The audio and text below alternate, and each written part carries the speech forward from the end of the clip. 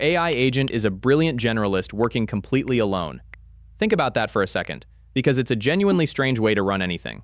It writes the code, and then it reviews its own code, it designs the interface, and then it judges its own design. It answers questions about a fast-moving field using knowledge that stopped updating months ago, and it has no way to go check. It's a talented person in an empty office doing every job, marking their own homework. No functioning engineering organization works like that. You have someone who's excellent at review, someone with actual design judgment, someone who knows what shipped last month. And the real skill of a senior person isn't doing all of it. It's knowing who to bring in. Here's what changed in 2026. You can now hire that team for free. In about 10 minutes, they're called skills. And today I'm going to walk you through 5 specific hires that genuinely change what your agent can do, what each one is for, when it's overkill, how to onboard them in the right order, and how to vet them before you let them into your repository.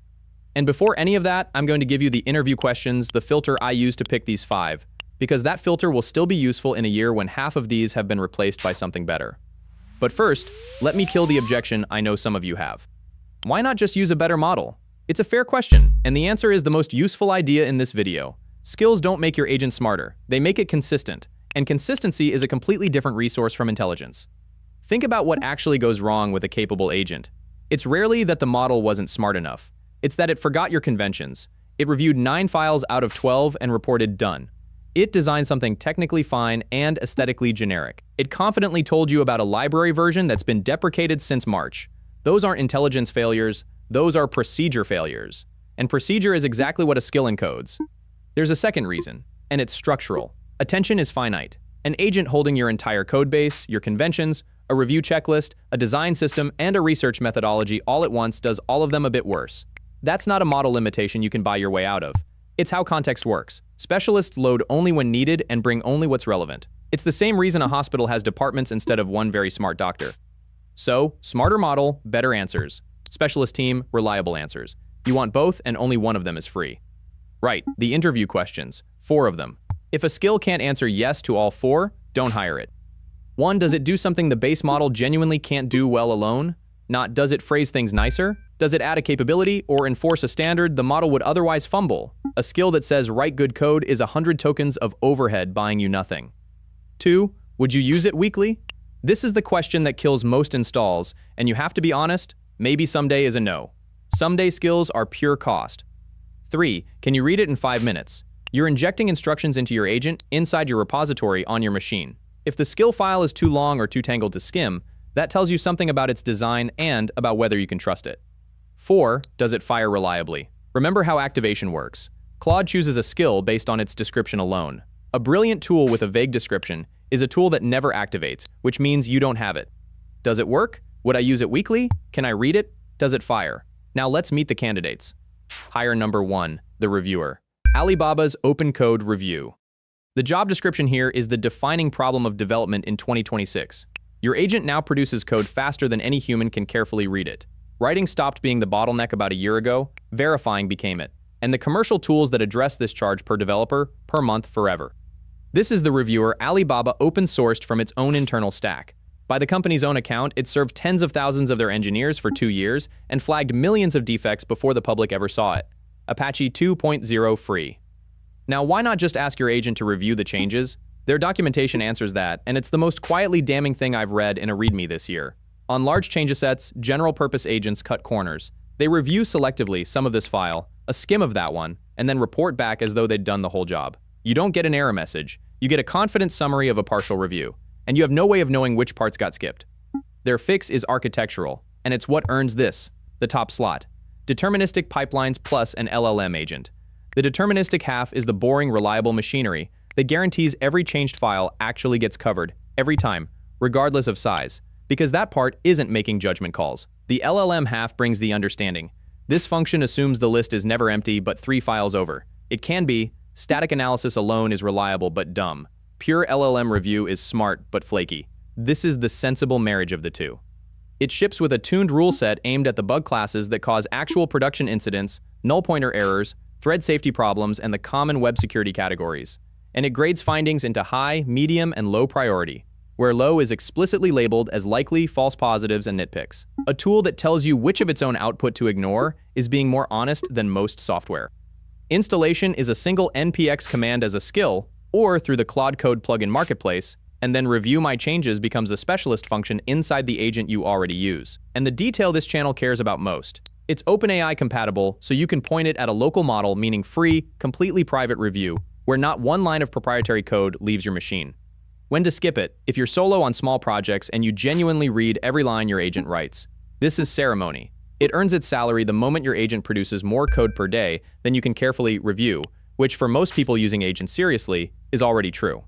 Hire number 2, the designer. Impeccable. Its credentials, roughly 50,000 stars, Apache 2.0. And the problem it solves is one you've seen 1,000 times without naming it. Every AI-generated interface looks the same. Enter for every piece of text, a purple to blue gradient near the top. Cards nested inside cards. Gray text on a colored background. That same little rounded square icon tile above every heading. Nothing is broken. The layout is fine, and it looks cheap, instantly, recognizably machine-made. The diagnosis in the repo is the cleanest explanation I've found. Every model was trained on the same SAS templates. Think about what the training data for modern web design actually is. A decade of startup landing pages, dashboard screenshots, and component library docs, overwhelmingly sharing one house style. So when you ask for modern, the model isn't inventing. It's regressing to the mean of everything it has ever seen. The output isn't wrong, it's average, and average in design reads as cheap, which contains the fix. If the tells are the same handful every time, they're a finite, nameable list. Name them, detect them, avoid them. So Impeccable gives your agent a design vocabulary. 7 reference files covering typography, color, motion spacing, interaction, responsive behavior, and UX writing, loaded when needed, plus 23 commands like polish, audit, critique, distill, bolder, and quieter. That last part matters more than it sounds. Bolder now means something specific to both of you. You're issuing an instruction from a shared dictionary instead of typing, make it look better and hope. And my favorite part, which I'd install it for even if I never touch the skill. It includes a standalone detector that requires no AI at all. Point it at a folder, a file, or a live URL, and it flags 24 issues the AI tells like purple gradients, bounce easing, and dark glows, plus real fundamentals like line length, cramped padding, undersized touch targets, and skipped heading levels. That second category will improve your work whether or not an AI ever touched it. We've had linters for code style for 20 years. A linter for design is quietly overdue. When to skip it. If you never build user interfaces, this does nothing for you. But if you ship anything with a front end, including internal tools, nobody outside your company sees. This is probably the highest value install on the list, because it's the one that changes how your work is perceived. Hire number 3, the researcher. Last 30 days. This one addresses a blindness specific to our moment, and it's getting worse. Your model's knowledge has a cutoff, and this field reinvents itself monthly. Ask any agent for the current best approach to almost anything in AI, and you'll get a confident, well-written answer that was accurate 6 months ago. That's worse than no answer, because it sounds right and you have no signal that it's stale. Last 30 days researches a topic across Reddit, X, Bluesky, YouTube, TikTok, Hacker News, Polymarket, Argive, and the open web, then synthesizes what it finds into a grounded narrative with real citations weighted toward the last 30 days. The distinction that matters, not what does the model remember, but what are people actually upvoting, sharing, arguing about, and betting on right now. 2 design details I genuinely admire. First, it runs a 2-phase search. An initial pass discovers which accounts and subreddits actually matter for your specific topic. Then it drills into those. That's how a competent human researcher works. Find the right rooms first, then listen, and it surfaces material a single flat search misses entirely. Second, it works with 0 configuration for several sources immediately, with a short wizard to unlock the rest. So you're not spending an hour on API keys before your first useful result. It's also genuinely cross-platform, Claude Codex, Cursor, Copilot, Gemini CLI, and dozens of other agent hosts. The honest trade-off, which the project states plainly rather than hiding. A thorough run takes several minutes, not seconds. It's doing real work across many sources. And the more niche your topic, the longer it digs. Treat it like sending a researcher to the library, not like typing in a search box. Set it going and come back. When to skip it. If your work sits on stable, well-documented ground, a mature framework, a settled internal codebase, a recency engine is solving a problem you don't have.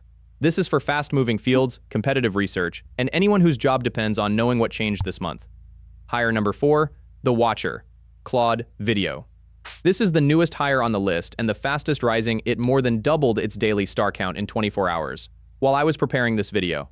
The premise is beautifully simple. It gives your agent the ability to watch a video. You point it at one, and it handles the pipeline, downloads the video, extracts frames, transcribes the audio, and hands all of that to Claude as context. So instead of I can't watch videos, your agent can actually engage with what's in one. Sit with what that unlocks because it's more than a party trick. A 40-minute conference talk becomes something your agent can summarize, quote accurately, and pull the code examples out of. A tutorial you don't have 90 minutes for becomes a set of steps in your terminal. A bug that a colleague screen recorded becomes something your agent can actually look at rather than guess about from a description. And for anyone doing research or content work, watch this and tell me what's genuinely new in it changes how much you can process in a day by a large multiple. 2. Honest notes. It's new days old at meaningful scale, so expect rough edges and a fast-moving feature set. Check the repo rather than trusting a description recorded weeks ago. And it downloads and processes media. So be thoughtful about what you pointed at. Respect the source's terms of service and handle other people's work the way you'd want yours handled. When to skip it. If video isn't part of your workflow, skip it without guilt. This is a specialist for a specific job, not a general upgrade, which is exactly how you should think about every entry on this list. Hire number 5, the recruiter, the skill creator. This is Anthropic's own skill whose entire job is building other skills. You describe a workflow you want to automate, and it runs an interactive interview. What's the workflow? What should trigger it? Does it need scripts or reference files? How should it handle edge cases? Out comes a complete skill directory with proper structure and correct front matter. I've listed it last, but for most people it should honestly be first, because the 4 hires above are other people's procedures, however good. The highest value skills you will ever run are the ones encoding your knowledge, your team's conventions, your deployment checklist. The explanation you've given your agent 9 times this month and will give again tomorrow. The skill creator is the shortest path from I keep repeating myself to that's handled now, and reading what it generates is genuinely the fastest way to learn the conventions yourself. There's also a pleasant recursion in it. Your first hire can be the one who hires everyone else. When to skip it? Don't. If you're using skills at all, the skill that writes skills pays for itself the first time you use it. So that's the team. Now the practical question you're actually asking, who do you hire first? Because the answer isn't all 5, and it depends entirely on the work you do. If you're a working developer shipping real code, the reviewer, then the recruiter. The reviewer earns its keep on your very next pull request, and the recruiter lets you encode your team's conventions before bad habits set. Add the designer only if you touch the front end. If you're a solo builder or indie hacker shipping products with an interface, flip it. Designer first. The gap between generic and deliberate is worth actual money to you. And it's the most visible thing about your product. Then the recruiter, then the reviewer once your codebase outgrows your ability to read all of it. If your work is research, content, or strategy rather than code, the researcher and the watcher in that order. Those two together convert your agent from something with a stale memory into something that can go and look at what's happening now. The single biggest capability jump on this list for non-developers. And if you're completely new to skills, hire exactly 1, the recruiter. Use it to build a skill for the thing you re-explain most often. Live with that for a week, then come back to this list. You'll have a far better instinct for which of these 4 you genuinely use, and that instinct beats any recommendation I can give you. 1 at a time, each earning its place, beats a big installation afternoon every single time. Now, the part that's more interesting than any individual hire, what the team looks like working together. Let me walk you through a realistic day, because this is where it stops being a list and becomes a workflow. Monday morning, you need to build a feature using a library that's had 2 major releases since your model's training cutoff. Old workflow: ask, get a confident answer, discover halfway through that the API changed, start over. New workflow: the researcher goes out and reads what people are actually doing with that library this month, with citations, and hands your agent a grounded briefing before a line of code is written. Midday, your agent builds the feature. You ask the reviewer to look at it, and because that reviewer is deterministic about coverage, you know every changed file was actually examined, not 9 of 12 with a confident summary. 3 high priority findings, 5 worth a glance. A low pile you skim. You fix the 3. Afternoon. The feature has a UI, so you run the designer's detector. It flags a gradient, a cramped touch target, and a skipped heading level. The last one, an accessibility issue you'd never have caught by eye. 2 minutes of fixes and the interface stops looking like it fell out of a template. Later, someone drops a 40-minute conference talk in your team chat with, "This is relevant to what you're building." Old you bookmarks it forever. New you asks the watcher to summarize it and pull out anything that contradicts your current approach. And at some point in that day, you notice you've explained the same deployment convention to your agent for the 3rd time this week. So you spend 10 minutes with the recruiter and never explain it again. None of those steps is revolutionary on its own. Together, they're a different way of working. You stop being the person doing every job and become the person directing specialists. That's not a productivity hack. That's the job description of a senior engineer. And it's now available to anyone with a terminal and 10 free minutes. Before you go hiring anyone though, the background check. This section matters more than any single tool on this list, and almost nobody covers it. A skill injects instructions into your agent's context, inside your repository on your machine, and it may bundle scripts your agent will execute. Anthropic's own guidance flags something specific and worth knowing. Because a skill's front matter goes into Claude's system prompt, malicious content, there is a genuine consideration. That's not fear-mongering. It's the same logic you already apply to any dependency you install from a stranger on the internet. So, 4 rules: read the skill file before installing. It's markdown, it takes 2 minutes, and if it's too long or too convoluted to skim, that's information in itself. Look at any bundled scripts and understand what they actually do. Prefer provenance official skills from a tool's own vendor, repositories, with real commit history and real maintainers, listings that carry a security review. And be more careful with skills that execute code than with skills that are purely instructions. Every entry on this list is a public repository you can read in full in a few minutes. So read it. That's the whole advantage of open source. Use it. And the honest limits. 3. Because a list without them is an advertisement. 1. Skills make your agent consistent, not smarter. We opened with this and I'll close the loop on it. A skill is a procedure, not a capability upgrade. If the underlying model can't do the task well, a beautifully written skill just makes it fail the same way every time, reliably. Use skills to lock in workflows you've already validated by hand, not to paper over something the model genuinely struggles with. 2. More is not better and the math is against you. Every installed skill costs discovery overhead in every single session. 5. You actually use beats 50 you don't, by a wide margin. And start the habit now. Every few months, walk your skills folder and delete anything you haven't used in 90 days. Future, you will not remember why half of them are there, and stale skills are worse than no skills because they're wrong with authority. 3. This list has a shelf life deliberately. These specific repositories will be challenged, forked, and in some cases replaced within months. That's what a healthy ecosystem looks like, and it's a good thing. What doesn't expire is the filter from the start of this video. Does it do something the model can't? Would I use it weekly? Can I read it in 5 minutes? Does it fire reliably? Run that on anything forever, and you'll never install another skill you regret.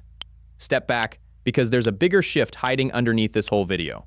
Look at what these 5 things actually are: procedures written in plain markdown, readable, forkable, improvable by anyone. Not products, not subscriptions, not APIs with rate limits and a billing page. Institutional knowledge and text files distributed like code. Alibaba's 2 years of internal review practice. A folder. One person's hard-won design judgment, refined into references and anti-patterns. A folder. A research methodology spanning a dozen platforms. A folder. Things that used to live in a senior person's head, or a company's private wiki, or a paid product, are being written down and given away. And we covered this on this channel a few weeks ago as a Claude Code feature. It has quietly stopped being that. Prominent skills repositories have been renaming their install directory from .claude to .agents, a tiny change that signals an enormous one. This is becoming a general standard for teaching any agent, any procedure, which means the skill you write this week is portable to whatever agent you're using next year. That's a very good reason to start writing them now, while the format is still young enough that your conventions might become everyone's. So here's my question, and I'll pin it below. Which specialist would you hire if it existed? Not one from this list, the one that hasn't been built yet, that would handle the thing you keep re-explaining to your agent. Describe the job in the comments, and I'll help you write the description line, which is the part that decides whether it ever gets called. And if enough people describe the same missing hire, that's a video, and quite possibly a repository. Every link, all 5 skills, the install commands, the licenses, and our full guide to building your own from scratch is in the description. That's the standard on this channel. The real explanation sourced in plain English. If you'd rather own your tools than rent them, subscribe. That's what we do here every single day. I'll see you in the next one.